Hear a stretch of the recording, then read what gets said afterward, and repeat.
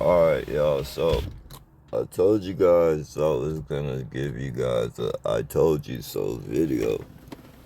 That somebody else was gonna fucking die in this program,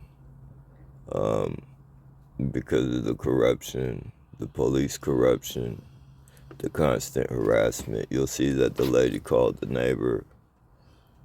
police on her neighbors like 37 times. You'll see that the police shredded up fucking evidence, ordered the evidence shredded up. Not only that, but the number one thing they get on the TV and they fucking say is that person had a mental illness. I told you I was gonna tell you, I told you so, right? So, I told you so. And thanks to gatekeepers are creepy,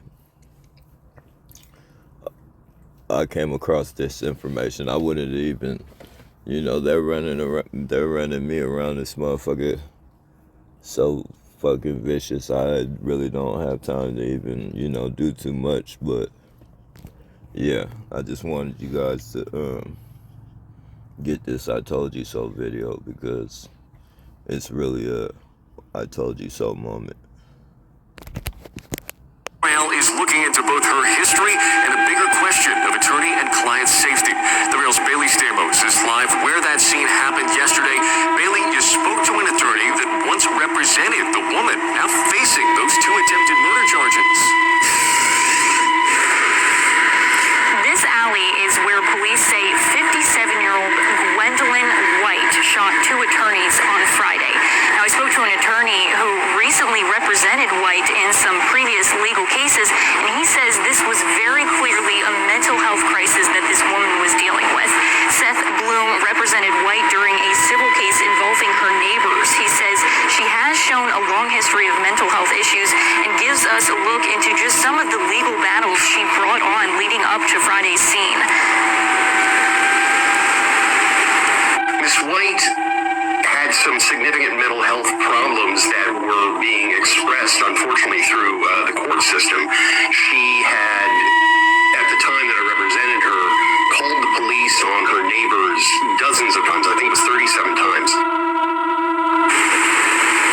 Bloom tells WREL he was contacted by police after the incident because they believe he was one of the attorneys White could have also been targeting. Now, we have reached out to learn more about the current status of those 2 attorneys who were recovering in the hospital. We're still waiting to hear back, and we'll update you with that information once we get it.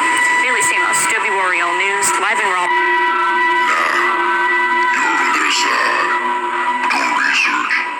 It seems to me that Mrs. White may have been under the impression, and maybe the correct impression, that her and her family were dealing with the shadow side of law enforcement.